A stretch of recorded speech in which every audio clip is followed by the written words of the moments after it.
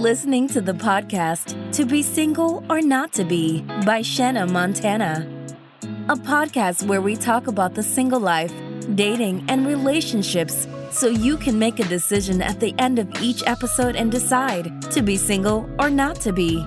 That is the final question.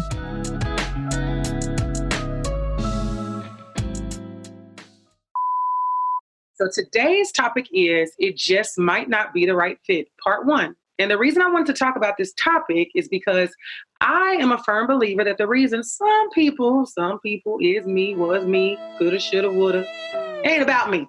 The reason some people cannot find the love they desire, or they keep having relationships that don't work, or they are just all over, all around unlucky in love, is because they are just not matched with the right person. And it's because really, honestly, truly, they haven't done the proper work to know who is right for them. And some people won't just accept that, that quote unquote type that they think really is their type, really is not their type. So all of that said, I had to bring on some guests to the show who could add some value to the topic. And I think you may recognize a few of these ladies. So at first we have KiKi. Welcome back and say what's up to the people. Hi, people. Next, we have Nikita. Welcome back and say hi to the listeners. Hey, hey, hey. And last but not least, we have Miss Kirsten. Say what's up to the people in the land of the single and free. Are you there? Hey, y'all. To say that did you leave us already? I know how it is out here, So that said, welcome, ladies. Welcome me, welcome you. And we're going to get right to it. So, wow, this is my personal belief when I talked about the opening topic. It may not be what everybody thinks. So somebody tell me, are you a believer that sometimes people are just unlucky in love because it's not the right fit? Not that anything's wrong with them or the other person. They're just matched with the wrong person. Does anybody think that's a true statement? Why or why not? I think go ahead, Kirsten. Go ahead, Nikki. Oh. I was going to say, I feel like it is definitely a thing. I mean, when people say like, oh man, I wish I would have met you in another lifetime, like that's some real shit. Yeah. Or it's like you could be the right person and it could be the wrong timing. I don't necessarily think that it is always a bad thing, because it does have a negative connotation of like, man, this relationship just didn't work. It didn't mean that we failed. Like maybe we really are not supposed to be together, and that you can have like a dope friendship out of that, or dope business connections or whatever, as long as it's kept light. Now, you may get into some other situations where the relationship is just like, it fell completely apart and it wasn't a right fit because, like you said, you're going for a specific type. Mm-hmm. I mean, my 20s, I had a little thing for drug dealers. That's not where I'm at these days. But that probably sounds really bad. I said that out loud. But I mean, it's real, so whatever. But like the bad boy, I guess you could kind of, put it like that. But yeah, like, I had a really great boyfriend in college, I would say. And he was a great guy. He was a couple of years older than me. And I just remember him being like, so what you want for dinner? I'm like, I'm going to happy hour with my friends. Like, I'm not, what are you cooking? I'll see you later. So like you can be in two different seasons in your life with a person where it's just like, it's not that they're a shitty person. They could be a great person. They're just not right for you in that season in your life. And I like that, but I think also, as you talking, I'm sitting over here thinking like, maybe I need to grow up because I ain't met a nigga yet that I feel like it wasn't the right season. I'm just like, these niggas ain't shit. Like, And it was a lot of them that came after that. You ain't wrong. I just think kind of what Kirsten said, yes, but I also think it's one of those things. I think for Black women specifically, we have a tendency to overlook certain things so that the person can be the right fit. It's like we trying to fit a square into a hole, and it's like, girl, when you gonna realize that ain't it? And I know that used to be my problem for sure, because I'm like, but he's so great, but it's like, no, girl, he really ain't that great. Because if he was, it wouldn't be that hard. So you like overlooking the bad qualities, trying to make him fit into your idea of a good guy? Yes. Okay. Because it's like one of those things where it's like you like the person so much, but that one thing that might not be the thing that you like is the thing that is the detriment to the relationship. But so like, okay, it might be 5 things that are dope about him, but the one thing is the one thing that you need to pay attention to because it's like a huge Like you got 6 baby mama. Like, you, right. You know. Right. Like he got, and this is actually a true story. Y'all can judge me, judge your mama. I don't care. My last serious, like, monogamous relationship, the nigga had 3 kids. Yeah. And I was like, it's cool. All the kids by the same girl, you know? Yeah. But no, it really wasn't cool because one of the babies was fresh out of the vagina. You know what I'm saying? So I have a rule, like, if the kid, I used to be like, if they under 5, nah, you probably still fucking the baby mama. I'm not. Right. And it was true because when we broke up, that's exactly who he went back to. Yeah. So and now that they're married and they got like 6 kids. Living happily ever after, it was like that wasn't your person. And like you could say, it may be okay. I can definitely see that because sometimes when you're in a position where you don't have kids, you may look at things like, oh, I don't want a person with kids. And then you encounter somebody with kids and it's like, okay, I can make this sacrifice. But like having one kid that's like 8 is a lot different than 3 and one is a 3-month-old. Like, yeah, it's levels to it because at this age, it just being transparent, like, I don't know if everyone here does not have children, but I feel like at this age, meeting a nigga that don't got kids, like, you a unicorn. Yeah. Like, it is really, like, foreign. So I feel like we're, like, moving up in that age bracket, so where, like, it is harder to navigate some of the things that we would be like, oh, okay, I don't want somebody that has kids. When you look around and you be like, damn, everybody got kids. Yeah, you know, so look at definitely there's levels to that. So I get you, Nikita. But also, I think what's crazy now, you know, I don't really care about saying my age. My thing I say now is I'm a lot closer to 40 than I like to admit. It's now the new thing, people pull up on me like, damn, you ain't got no kids. Like, yes. Yeah. Yes. Yeah. Oh, it's crazy. It's not how you doing. Hey, it's where your kids? You ain't had no kids yet? Well, hey, how are you? Like, get out my uterus.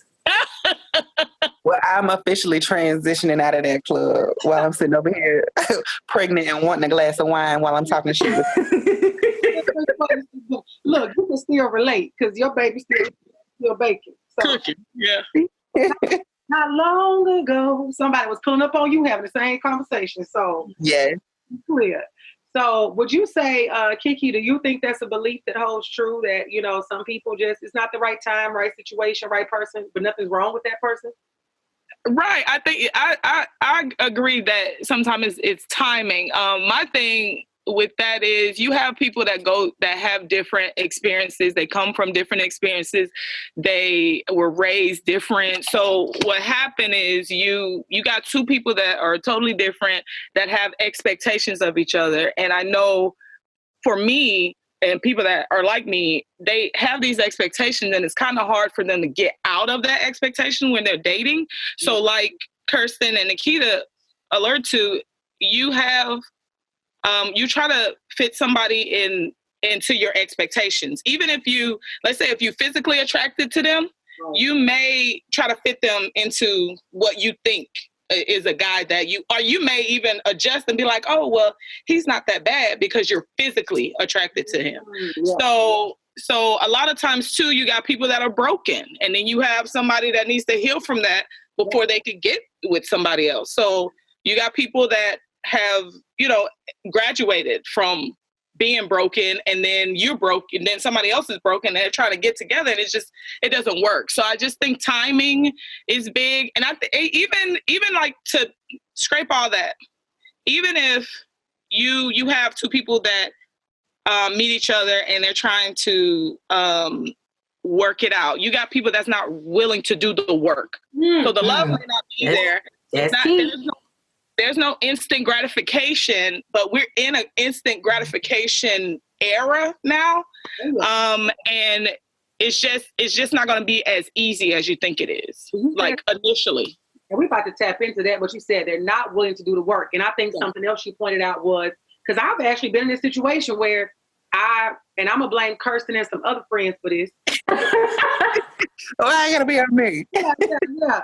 Who were like trying to convince me, because I was in a very single stage. And I'm going to open my mind and I'm going to get away from, this certain type that I want. So it was, say, a gentleman that I'm like, okay, I'm going to see. He ain't really physically, he not a 10 for me. But I'm working out. And, you know, I got into that space where I'm like, you know, it ain't, you start looking at a person like, he ain't that bad. He ain't that bad. Like, he a look, he ain't that, you know. So then it got to the point where it's like, okay, I got past that. But then once we started diving into some other core fundamentals, it's like, nah, even if this Negro could be sitting here looking like Idris Elba, based on the stuff he's doing and saying, that ain't right. It. Right. So it makes sense, like you said, it's different levels and different perspectives, vantage points you have to be at to understand. But the core, and I want to come to what you said about doing the work. So I want to ask you guys, you know, it's kind of expected in your 20s that you're going to have some mess ups and slip ups. You're trying to figure it out, you know. But sometimes we wind up in our 30 plus, late 30s, still not making the best decisions when it comes to partners. So I want to ask this. When we talk about the work, what do you all think that work looks like for yourself or for the partner that you're looking to do this thing called life with? Like, let's even start out initially. Like, today, you got people meeting in the club going to screw that night. Yeah. And so, to me, I think you need to try to actually get to know that person. Ask the right questions. When a dude can't even communicate well enough to ask me the questions that are intentional questions that make me think you're asking to get to know me, like, I'm already I'm already not interested, because you can't even. You can pick that vibe up too. Yeah. Like, unless that's what you want. Yep. Then that goes back to what Shayna's saying about making horrible ass decisions in your 30s. Right. But Shayna was asking about what works look like, what that work look like. And I think from initial, it looks like you asking the right question. Not to say everybody gonna be honest and everybody gonna give you their honest. Oh, that's true. Their honest self from the beginning. Right. But you get to know and you pay attention and you hang out with the person. I don't know how, when you first start talking to somebody, y'all not hanging out all the time. Yeah. How you going to get to know them? To me, that's the beginning of the work. That's the beginning, and that's part of the midst of it, because this is something I was going to bring up later. I'm saying now, I say this constantly, and I'm not just going to put it on men, because women have equal parts in the bullshit. That But I always say this to people, that a relationship is a job that you have to wake up and clock in for every single day. You cannot miss out. You cannot call out of work. You cannot do sick time, vacation time, you know. And when you bring up time, I dealt with somebody who really, so say during the pandemic, you know, we was hanging out real heavy because, I mean, there wasn't shit else to do. Outside was closed. So after that, I'm like, you know what happened? We ain't kicking as much. This Negro felt like he had a cruise, some vacation time or something. Like, we hung out strong in February, March, and April, so we should be good now in May, June, and July. Oh, wow. Like, nigga, like he was ready for outside to open back up. Ready for outside. Like, I put in my hours earlier this year, so what you talking about? You want time with me now? Keep the same energy, my nigga. What? Yeah. That's not everybody work with. No, that's why everybody, if you're listening right now, go back and listen to episode 71 if you haven't already listened to it, because I tell you not to do that shit. I'll never do it again. So that's sorry. Go ahead. I was gonna say, like, doing the work, and what I'm finding is that you have to be willing to, one, work on yourself first. Like, unpack your shit, deal with your shit, track your patterns, get that shit together. Because what I am learning now, that I'm 34 now, right? Mm-hmm. So like 24-year-old Nikita would be like, oh, I can help him get through this, No, 34-year-old Nikita is like, you need to unpack your own fucking trauma, because I'm not a rehab center for you to think you finna dump all your shit on me. There's a difference in me, you know what I'm saying, supporting you through certain shit, but like basic shit for a relationship to work, you have to work on that. And I just think men and women, I'm not just gonna put it on the men, but you gotta have emotional intelligence. You know what I'm saying? Like, and some form of self-awareness about yourself to be in a relationship. Like, relationship is work, simply like what you said. And so I feel like if somebody is not willing to do that, then that is not the person for you, because we all are coming from a vantage point of, past experiences, how we were raised, our background, all types of shit. So like, if you can't work through some of that stuff, you're going to repeat cycles and patterns from your family history. You know what I'm saying? And so I just feel like we all need to do the work. And what that looks like is going to therapy. Yeah. And I feel like therapy has changed my life and has also helped me see the holes when it comes to relationships and interactions with men. And so now, you know, I'm very secure in who I am. And so it's like, okay, if a dude is not willing to communicate, like, to me, that signifies some type of trauma or something, because you can't be in a relationship with somebody that you can't talk to. Absolutely. That's number one. I totally agree with that. I was just going to say, when it comes to doing the work, I feel like KiKi mentioned being intentional, which I think is such a huge thing. But I think also being really, really honest with yourself.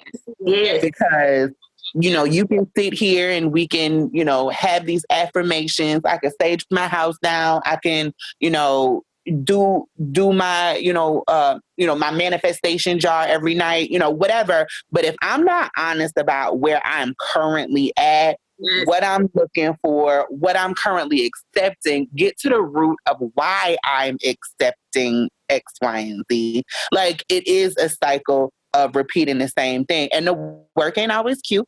You know, sometimes it's the grace of a spa day. You know, other times it's slinging snot with your therapist and they on your ass because you're reverting back to old patterns. You know what I'm saying? So, you know, I totally agree with that, Nikita. Like, it is something that you have to really kind of like tune into yourself and be mindful, because the first important relationship that you're going to have, obviously your relationship with God, but your relationship with yourself.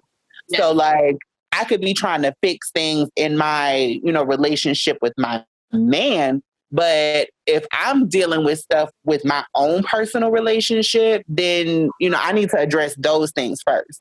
And like, work looks different for everybody. Mm-hmm. Like, there's hella resources. This is a podcast. There's sermons, self-help books. But also, I just recommend in your doing your work, get real still. You know, figure out what you want, what you don't want. Be clear so that you can listen to, you know, your spirit. Your spirit knows what it needs and where it feels safe. It's like Target. You walk in Target tell you what you need. You know? I love it. And also, when you honest, go ahead, Shane. No, fine. Go ahead. So just like you hit the nail on the head when you said be honest in your relationship, be vulnerable, but also be honest with yourself. I think a lot of people believe that they are a certain way or they have certain characteristics that they really don't have. And so when you can be honest with yourself and naked, like expose all that stuff, like you said, that don't feel good, you have to be honest with yourself, because a lot of times we get into relationships and we have these masks on and we don't want to do certain things that may piss them off or run them off. But at the end of the day, that's who you are. If that's who you are, then you need to be as real and as honest and as naked, emotionally naked, not just physically naked, as you can be, just so when y'all are progressing, you're not giving him the wrong indicators. Yeah. So when I say indicators, like you're not accepting things that you really are not okay with. Don't be okay with it. Because you're telling him how to treat you at some point.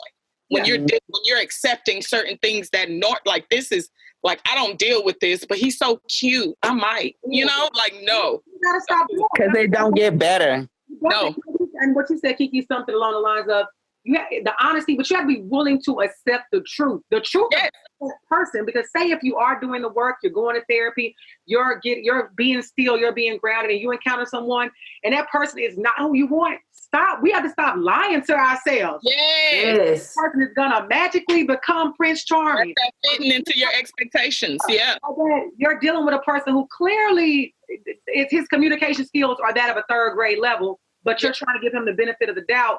Every time that something doesn't go right. Like you said, how are you not spending a lot of time together? This person clearly is not making time for you. Stop making excuses. And I've dealt with that with people who, you know, we all have our lives. Ultimately, it's in our careers. We have things we do outside of it. Yeah. And adults make time for the things they want to make time for. Okay. So no.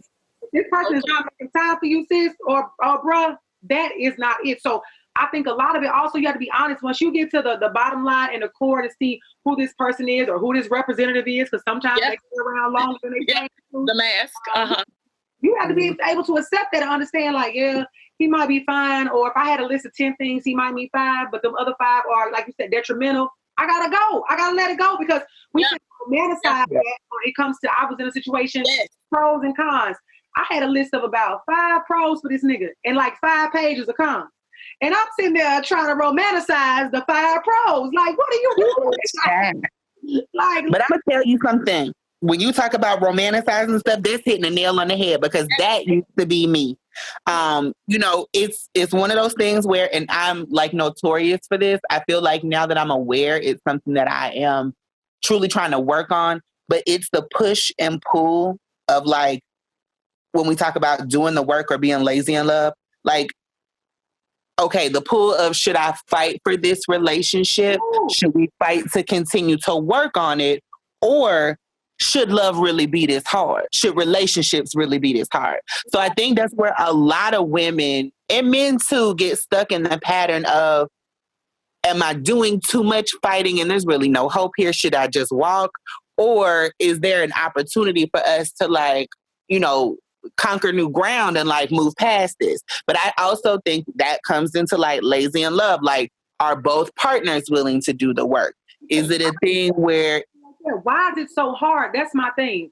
Because we have romanticized struggle love. Yeah, because it's like, if we not struggling, then this ain't the real thing. Like, if I'm not holding him down or she not holding me down, this ain't the real thing. Love is not that bullshit that we be seeing on them damn reality TV shows. There are actually people who love their partners.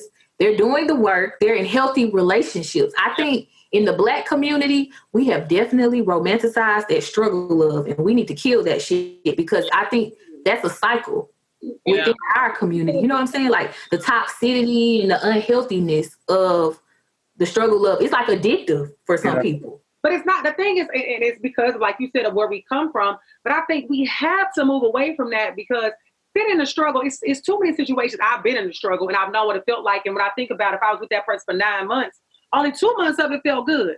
And we know that if I was in a situation where if I had a friend for the most part, say it's a female, and they was treating me like shit for 7 months, I would not stick around that long. Right. So I'm stand to do it. So I think ultimately that goes back to determining if this person is the right fit. Because if a person is willing and ready and wants to be in a relationship with you, guess what? A relationship is work, but it's easy work. It doesn't have to be hard work all the time. You can have your hard moments. And hard moments don't mean that somebody's cheating on somebody or that somebody's having an outside baby. Hard moments be that a parent passed away, somebody lost a job, things like life has happened to that person, and you have to stand by them when they may not be the most lovable person because of the circumstances. So I think we have to get away from that because that's another thing I talked about. We're not going to go down that rabbit hole. Was people that normalizing the struggle love, people have normalized to some extent cheating. And it's like, nah, you just not with the right nigga because all niggas don't cheat. All females don't cheat. People that don't want to cheat, are serious about their people and want to be together. Those are the people you want to find. Those are your tribe. Those are your people.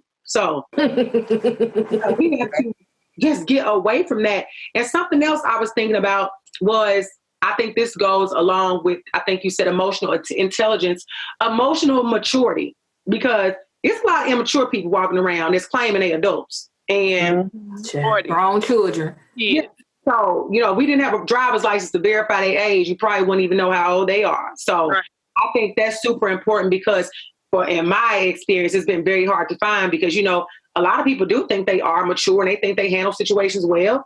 And they suck. They suck at it. So that's something we have to get back to. So tell me, you know, all the things that you all have mentioned about the work that's necessary, the work you put in and what that looks like. How did you all come to know what that was? Because that information didn't just fall from the sky. A lot of times our parents didn't tell us. You know, it wasn't really handed to us. How did you all get to these spaces where you now know what that looks like? Experience and falling on your face and knowing that you wanted something different. Okay. And knowing that, you know, different wasn't going to come overnight. So, like, taking real stock and inventory and, hey, nigga, is this me? Yeah, like, is this me? You know, you really got to, like, look around and do some work. Like, you got to really be honest. Again, I think that's intentionality. I think it's honesty. I think it's, you know, and also making drawing a hard line to make a decision and be like, nah, that ain't the shit I want to deal with. Like, I got to do something else. Yeah. Like, this ain't it. You talk a lot about therapy. You know, therapy's been around. I think in 2019, 2020, it started to be more of a topic. It started to become more normalized, especially in the Black community. We still got a ways to go, but we're getting there. So how did you get to that space of, I need to go to therapy, I need to tap into that? Okay, so I'm going to just tell a quick little story. I'm going to be so transparent. My biological father, I have a great father who is my stepfather, but I consider him my father. Mm-hmm. So my biological father, this happened maybe like in 2017, 2018. He randomly called me when I was at like a Memorial Day cookout, right? I'm turned up, I'm lit, I'm drinking, you know what I'm saying? Yeah. Basically, he was telling me that his mother passed away, my grandmother, but he was like, hey, tell your mom that my mom passed away. It was no acknowledgement. Like, hey, Nikita, your grandmama passed away. It was real weird. And so I was drunk.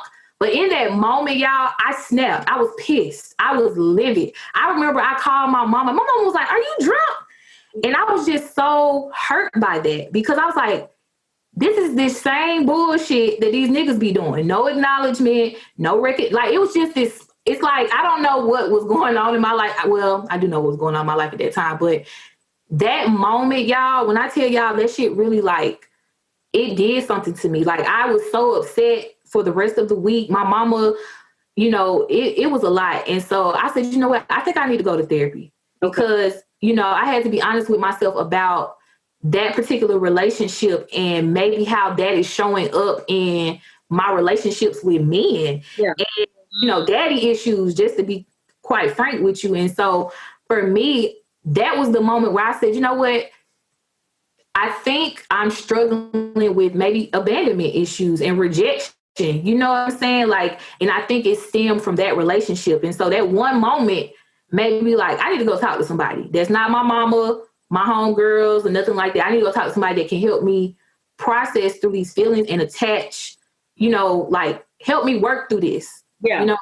And so for me, that was just when I realized like my personal relationships with men low key was like a reflection of my relationships with these niggas. And that was really hard for me to process, but I feel like I'm in a great space now because now I'm like, oh, yeah, nah.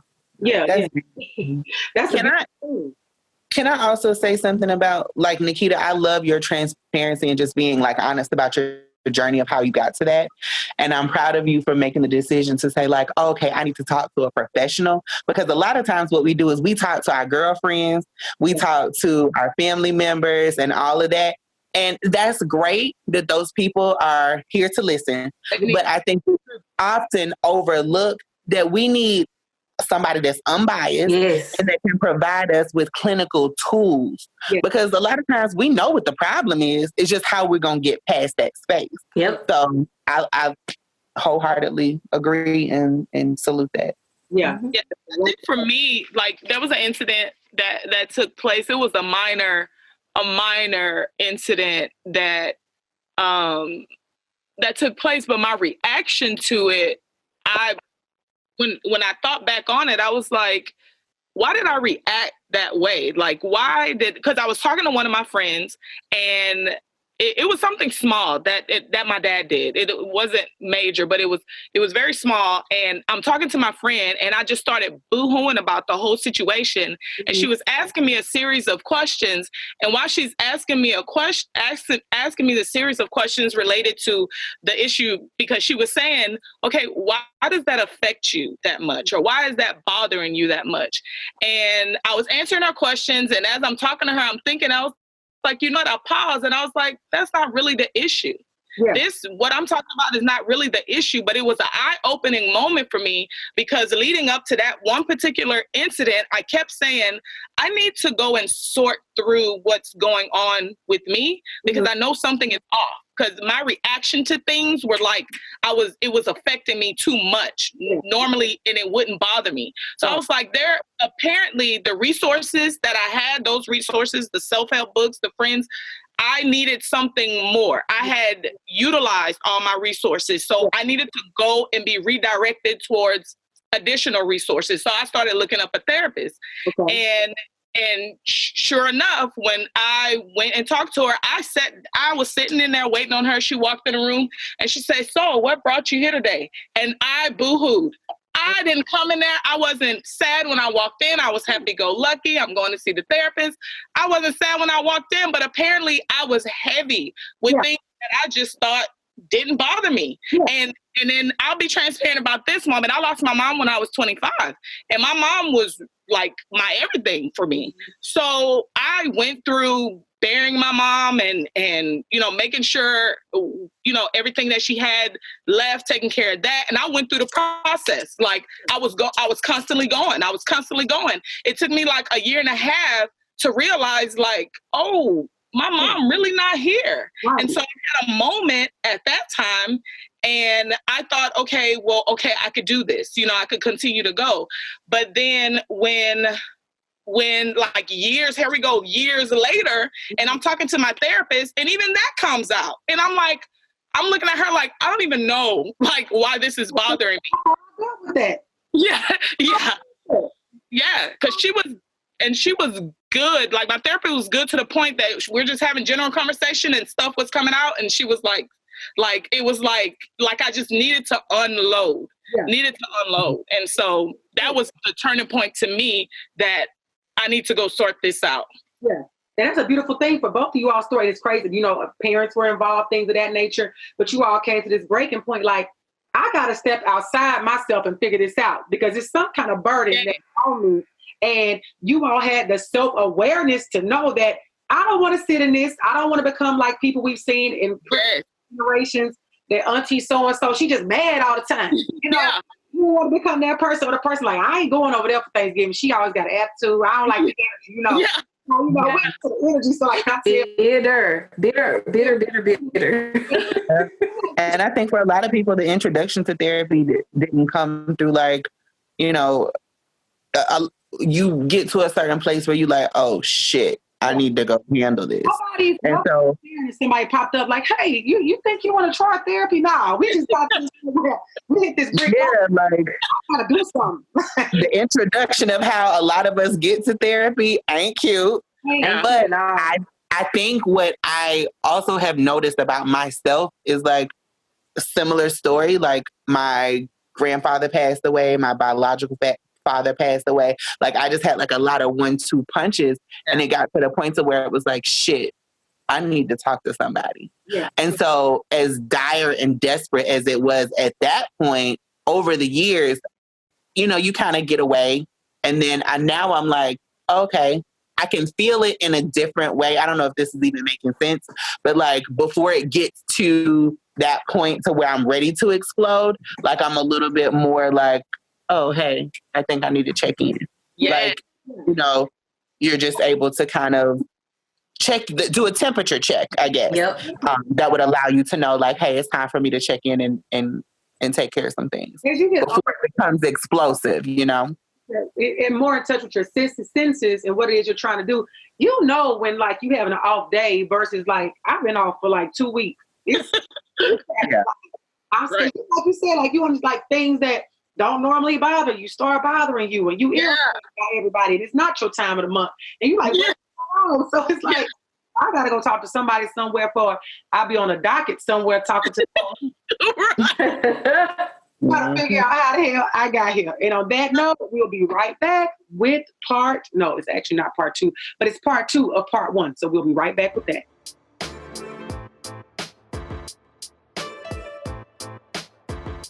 All right, so we are back for part 2 of part 1 of this episode series. So I want to say first, the last piece that we talked about with the therapy and all of you ladies involved with that is so eye-opening. It's my hope that the listeners will be able to take something away from that, because myself included, I know not long ago, I went to therapy maybe about 5 years ago. I was a bad fit with my therapist, talking about a bad fit. And so, sometimes when you're in a bad fit with something like that, you just don't go back. And so I did it for a couple months, and I was like, I don't think that was it. But it was just, if that was a bad fit. And so I got to a space where I'm like, like KiKi, like you said, I had all the self-help books, the sermons, the podcasts, the this, the that. I'm like, I'm good, I got it. And then I finally realized, like, no, sis, you need one more little tool in the toolkit. So I was at a space where, you know, it took me a minute to get there, but once I got there, I was glad I did. So it's my hope that even if there is just one listener out there who's had the thought of therapy or feels like something is off or something needs a little bit of fine tuning or there's just some undealt with issues, because even though I was joking earlier, I really mean it. You don't want to be like that mean family members whose house you never want to go over Thanksgiving because they just angry about some shit that happened in 1962 still. Oh, you don't want to be that person. Go ahead and tap in to a therapist, you know. And I reckon if you go on, I think it's Psychology Today, they have a link, where you can go and find and categorize exactly what you want. Black, white, cat, dog, this, that, and third. And they will give you a list. So that is a great resource for those out there trying to figure out, where do I start? That's where you can start. So therapyforblackgirls.com is also a great resource. Dr. Joy. Yeah, I'm glad that you said that, Shayna. It's like, it may not be a good fit with that first person.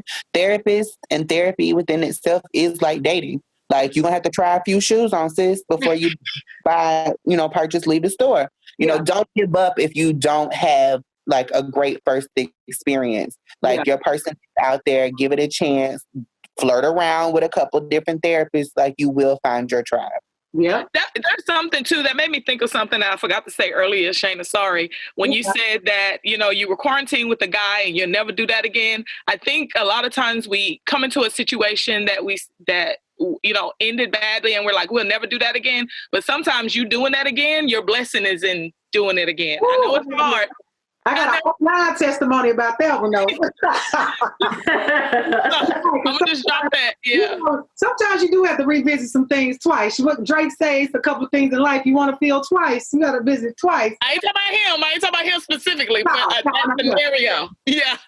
I'm with you when you're right, and I hope they hear too, you know, so we got to figure out. And I'm glad you dropped that little tidbit right there. So I want to ask you now, I'll be a little devil's advocate. Have you all ever personally wound up in a situation where it was a bad fit and you realized you were the person that was the bad fit? More of the issues fell on you than it fell on the other person. Don't make that face. Has that ever happened? The answer can be no from everybody. I'll say I know I'm guilty, but I got to. What'd you say, Kirsten? So we're the bad fit for the dude. Yeah. Yeah. I can own my piece. I can say yes. Yeah. And how, when that was the first example that I thought of, the first person that came to mind. He was a little bit older than me. We wanted different things at different times. And I was on some like bald-headed hoe shit. Like, honestly, I was 19 years old. I was in college. I was out turned up, TSU on the yard. Like, and he was very much like, he was an old soul even then. So like 21, 22. Yeah. We were only 2 or 3 years apart. But like, I literally had to talk him out of proposing to me in front of my family on Christmas Day, which was probably super embarrassing for him now that I think back at it. But like, I knew I wasn't ready. I knew I was fucking off. I knew that, like, at this point, I wanted to, like, it sounds so messed up, but like, I wasn't ready to receive it. Yeah. I was young, you know, and so that's when I would say it was me. Like, I'm grateful that we are still able to be in communication and kind of like keep up with where each other's lives are. And there was no hostility. Well, now there's not. At the time, you know, it was a little spicy. And I just had to eat it because I was wrong as two left shoes. But we've grown past that. We're mature now. How did you get out of it? How did that come once you told him don't propose to me? Was that it? I mean, it wasn't it. Like, honestly, I was fucked up. I broke up with him like 2 or 3 times, went back and forth. Like the third time was some real trash ass shit. Like, I remember he graduated and he was seeing somebody and he invited me to the graduation, but because we had been together for so many years, like he invited my mom, myself, and my sister to his like MBA graduation. We show up, great time. At the end of the graduation, his mom is inviting me to go to the family dinner with them. And it was like a stare down between me and old girl at the table. And like, he ended up breaking up with her. We got back together. Like, and I still was like, but I don't want to get married right now. So it was just really some back and forth. Basically. Still fuck around. Yeah, he should have kicked my ass. Oh Lord, Nikita in her 20s, I was reckless as hell, but I met this really nice guy, and he, in my mind, when you talk about the whole, he's not my type, that's how I was like looking at him, like he ain't my type, but he was super hella nice, treated me good, all of that. But you know, I was in my 20s and I just didn't, I don't know, I was just like, this ain't my type, you know. And my type back then was niggas that was like Greek and shit, and that we are long gone from them days, fuck that. But I wasn't a good match for him, because basically, like, and I hate to say it like this, but basically when I couldn't get the attention that I wanted from the nigga that I wanted, I would go to him. And he was actually a genuine ass dude. Like, he wanted me to be his girlfriend, you know, all this type of shit. And I was just like, oh, I ain't ready. And I actually regret doing him the way that I did. And I actually apologized to him maybe like a couple years ago. He accepted the apology, but he still wasn't trying to fuck with me though. Is he married now? No, he's actually single, and we're cool, but he don't really. It ain't your fault, sis. You're probably something wrong with him. And, you know, I have changed a lot, and I think he recognizes that, because he actually started following me back on social media. That says a lot. Like recently, so I was like, damn. So, you know, he was a good guy, but I think, you know, the whole my type thing, I didn't know what the fuck I was talking about. I didn't know what my type then. Back then, it was, if a nigga is cute to me and I want him, that's who I want, you know? Yeah. So, you know, I really regret treating him like that, because he didn't deserve that. And, you know, if the tables were reversed, he'll be all types of nothing but a child of God. You know what I'm saying? Yeah. I got a testimony like that. I'm leaving that from about 2014. Same thing. Like, years later, I had to go apologize to this young man. Like, you ain't deserve all that, you know. Yeah. But I was young and dumb and full of fun. Young and dumb and wrong. Okay. So, but now he's single. He's looking really good. Hold on. Did you say he's looking really good now? Is that what you mean? He was cute then, but he's fine. Like, he's fine now. Like, damn. You don't want your shot, sis? Shoot your shot. I tried a couple years ago. He wasn't having it. He said, "Go say, my hold on." They did wrong me now. They all. Yeah, he wasn't having it. He was not having it. He was like, "Yeah, fuck you." He said, "Right, basically, like, it's good to hear from you. I'm glad you're doing good in life. You're doing your thing." Nope. Leave me alone. Be blessed. He curved my ass hard. Look, KiKi, do you have a hard story? Yeah, not really. Like, well, a little bit, just a tiny bit. So there was a guy he was really like nice, and talk about he was older than me too, and talk about being intentional. He was intentional about, you know, letting me know that, you know, he was interested and wanting to, you know, build something with me, even talked about kids, marriage, all that good stuff. But for me, he was boring. And I was younger then. So tell me this, being that he was boring then, because, you know, now, you know, boring is the new fun. So now you consider him boring, or would you consider him your speed? He might still be bored. he was like a creature of habit. Like, he ate the same thing. Because he worked out. I'm probably telling on myself, but he worked out, so he was in the gym all the time. And you know, that was shit, what he was devoted to for real. Like, that was his excitement of the day. Like, going out, we doing the same thing. Want to go to the movies. Dave and Buster. Niggas for dinner and a movie you to death. What? I need you to get creative. Like, I don't want to come on everything, and then you like to go out, you don't drink, goddamn, like, and this was in my 20s, so just like, you know, I don't know what to do with this. But really, I was trying to get past that part of me that was like, this is boring. But there were other things I'm not gonna blast in case somebody know who he is. There were other things in there, like intellectually, that just, you know, don't think at all. It's just, you know. Because where is he now in the world? Is he still fine, or do he still look good? He's still fine. Fine. Still fine. That's it. No. Fine. But fine, yeah. Oh, well. So yeah, but you know, that, the way I had to break that relationship off have made me mindful in the future. Like, if you're not feeling them, like, don't let it go too far, you know? Yeah, so, cut it off. After that first round of drinks, or put them on, I used to call them the fun boy list. I call them go out and I want to have some fun when somebody comes take me. Call them, that's it. Otherwise, you don't hear from me. So, I them on the gossip, so you ain't heard that from me. So, what I'm gonna ask y'all now, tell me this. I want to ask, as we close this out, one thing is in regards to potential. You know, one thing I know about relationships is sometimes they are not, when they're not a good fit, people have put too much into the potential of what a partner may be. Now, tell me, when you all hear the word potential, like, what comes to mind, and should it play a role in choosing a partner? Because to me, I'm in a space and a place in my life, I can't do nothing with potential. Like, you could potentially become the next Bill Gates, but until I see some evidence that that's in the making, then I can't go with that. But if you just want to sit here and sell me a pipe dream about what you're trying to do, what you got going on, but it's no real evidence that I can see, touch, feel, prove, then I can't do anything with it. And some people may say I'm wrong, but whatever. So what do y'all think about that word potential? It's kind of, I think you have to, so potential, when I hear the word potential, I hear like what could be, like aspirational, like, you know, you're hoping to get to that place. Yeah. But I'm gonna just be all the way 100. I used to be that girl in my 20s, like, oh, he got the potential to do.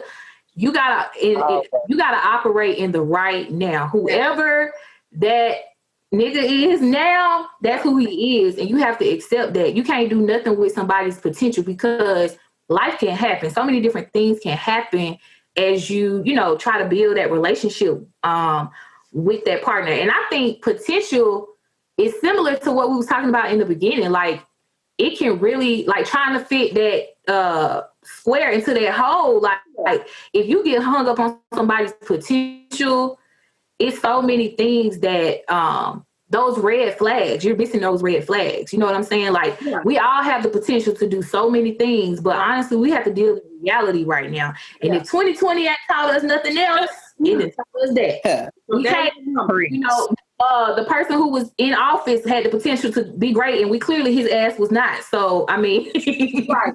I just don't feel, you got to deal in the reality, and you have to accept people for where they are in their space right now. It's not that the person a person said this about what you're saying about right now. She said, if a person never changed from the moment you met them right now, would you be okay with being with them? So, that's a deep. You gotta roll with. I can't roll with who you might become, you know. So, and I think potential is also like you putting on rose-colored glasses, and you just want to see the world as just like, oh, this could be a great place. But you know, listen, when Shina and I talk about this a lot offline, like, I have the potential to hop on this elevator, and it could take me to the penthouse. And it could be great. And it can also take me to the basement, and it can be a whole nother shit show down there. Right. So like, potential really kind of is just an ideal. You know, we all, like you said, Nikita, we all aspire to be something. There's the person that I want to be, and then there's the person that I am. And so like, I can say the same about my partner. Like, there's the person that you want to be. Shit, there's the person that I want you to be. Yeah. And then there's the person that you are. And so like, once you got to get real clear with, hey, I got the potential to be a serial killer, but I ain't. You know what I'm saying? Like, potential means nothing. I potentially will give you some time when you show up and you show that you're solid. Yeah. I think that potential crosses over into that romanticizing that Kirsten was talking about earlier. Yes. Because you because of how you want this person to be or how you romanticize them in your head, you're thinking, oh, he do got the potential to be that guy that I'm romanticizing in my head. Yeah. When in actuality, that's not true. And your brain don't really know the difference between reality and you and the lie you tell romanticizing the situation. So I think potential and romanticizing and expectations kind of go hand in hand. Yeah, I love it. And I think that's what we have to realize, that, potential, can't do nothing with it. You know, it's all looking at where somebody is right now. And ultimately, in regards to somebody being a good fit, you want somebody that's equally yoked with you, But being yoked doesn't mean that you all have to be exactly the same. It's about complementing one another, but also being able to do the work that mirrors one another. So on that note, we're going to close out and we'll be right back with the Living Single segment.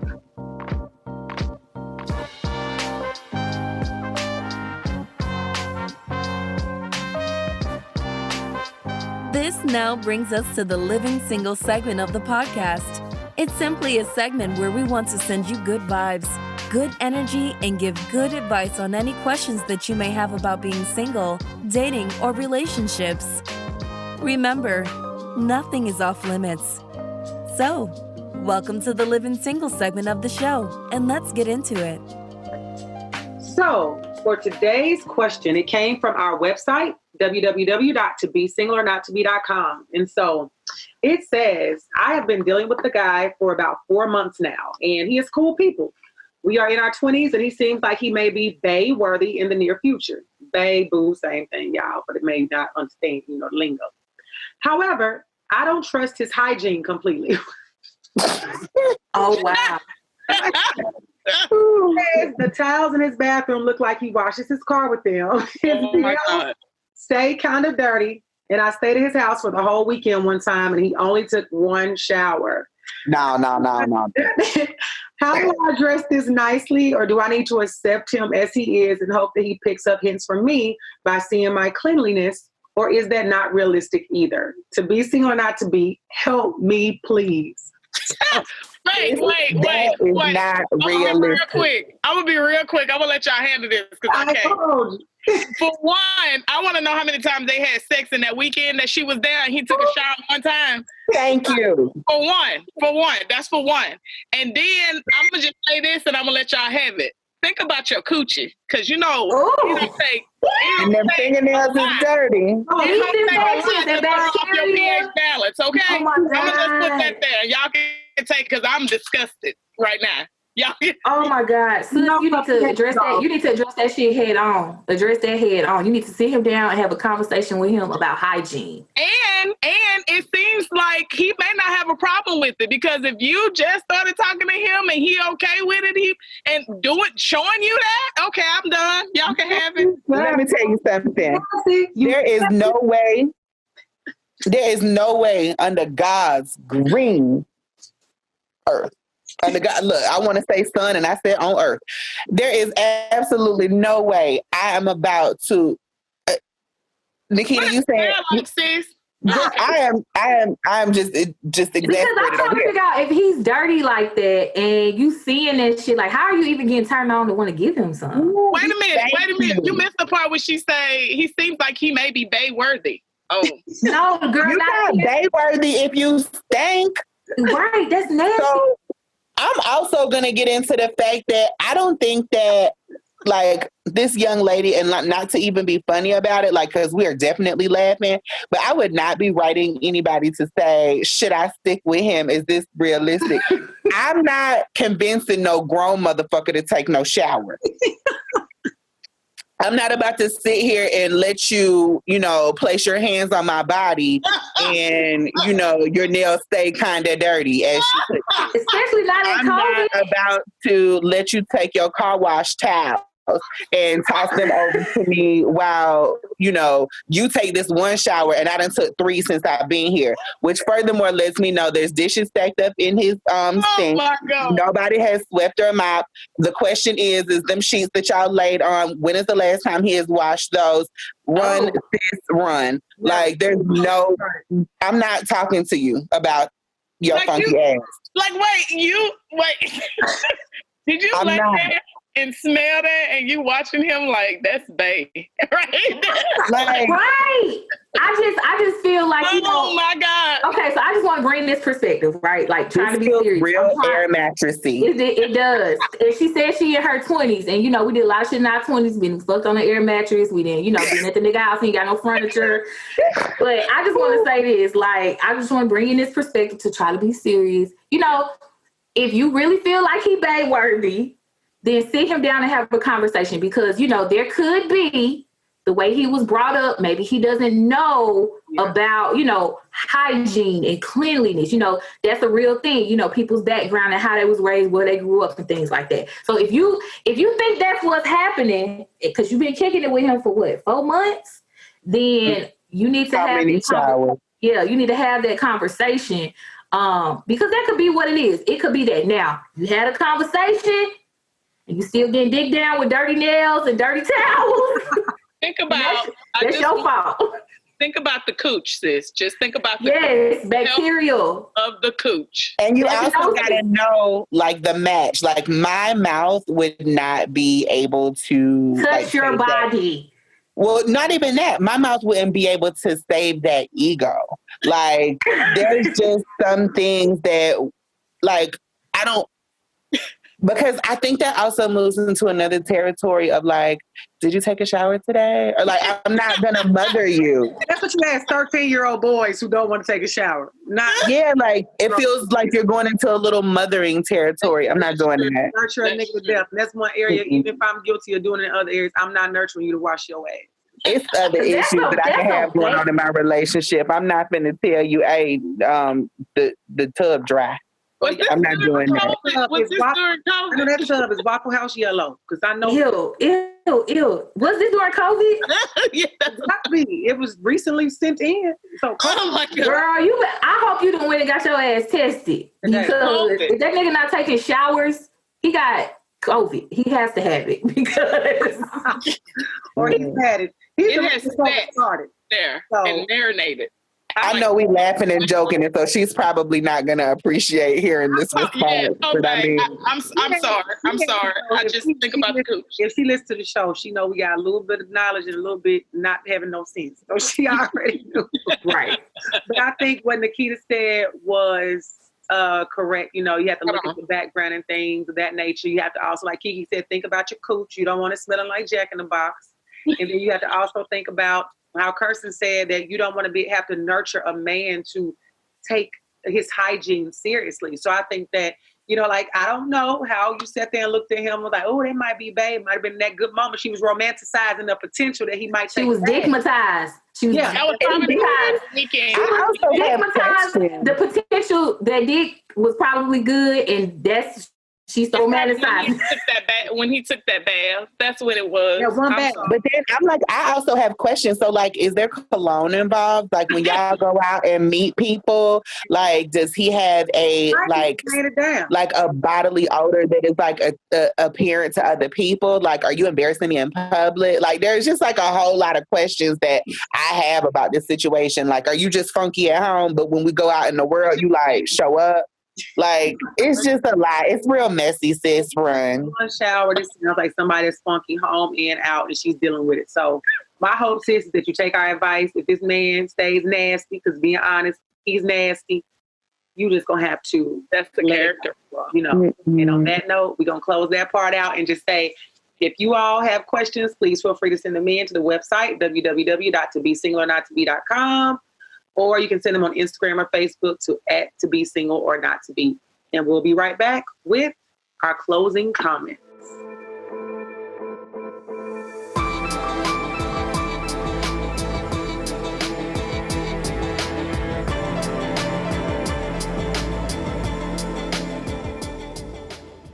All right. So, this is the ending of part 1 of a 2-part series. I wanted to do a quick roundtable discussion with the resolution from these ladies to talk about, what do you all think it is people have to do in order to stop choosing a partner that's not the right fit? Or what do they have to start doing in order to choose a partner that is a better fit? And Nikita, we'll start with you. I think you got to get out of your own way. Mm-hmm. And really hone in on... I will be honest, I used to be the girl oh, that's not my type, that's not my type. But most times we block our own blessings. And so the things that we are saying oh, no, that dude is not my type, that could be the very thing that God wants to bless you with and what you need. And so getting out of your own way and really doing away with that whole, that's not my type. You want somebody who is an asset to your life more than a liability. Right. And so I wrote in my journal the other day that love doesn't mean you have to abandon what it is that you deserve. And I think sometimes Black women, myself included, we don't think we deserve like, you know, a relationship or a partnership that doesn't require us to suffer first, you know? And so you don't have to do all of that. Like when it's the right person, I just feel like a lot of things will align. But most importantly, we have to get out of our own way, and we need to know that we deserve what it is that we want. Yeah. I agree with that wholeheartedly. I think that once we're honest and truthful with ourselves, you know, about the things that we want and need, you know, out of a relationship, and, you know, you're assessing that with your current partner, you know, if things don't look the way that you want them to look, you know, you got to make hard decisions to kind of break away, because I think a lot of times, you know, we'll sit in something a little bit too long, hoping that things will change. And, you know, it might not be a good fit, you know, so just also as you're leaping and daring to love, leap and dare to choose yourself when that situation doesn't look as healthy for you, or just is not as good to you. And I think that the thing that, you know, people sometimes also confuse is like, oh, I found somebody that was, you know, better than him. No, don't look at it like better than him. It was somebody that is better for you. You know, so I think just being honest and assessing, you know, wants and needs is going to be. You said it's going to be what? What was the last part? I said I think that's what's going to be key. Okay. Love to hear it. And KiKi, what do you think? I think you have to be open, be prayerful, be honest with yourself and the other person, and don't be scared to be vulnerable. A lot of times your blessings are on the other side of the fear. So I think if you have that and open, honest communication with the other person, you could get past whatever it is. Yeah. And I like you said, sometimes your blessing is on the other side of fear, because I once heard somebody say, anything we do in life, we do it out of fear or we do it out of love. And if you think about things, it's like, am I moving from a place of fear or a place of love? And you can apply that to like everything in your life. So I think we're able to move away from that fear and get to a vulnerable state, then we can get to the love that we truly deserve. So on that note, give yourselves a round of applause for amazing part one of this conversation. You all have shared so much insight that I know myself and the listeners are going to take away. Your opinions are always valued and appreciated. And on that note, we'll be right back with the Montana Minute.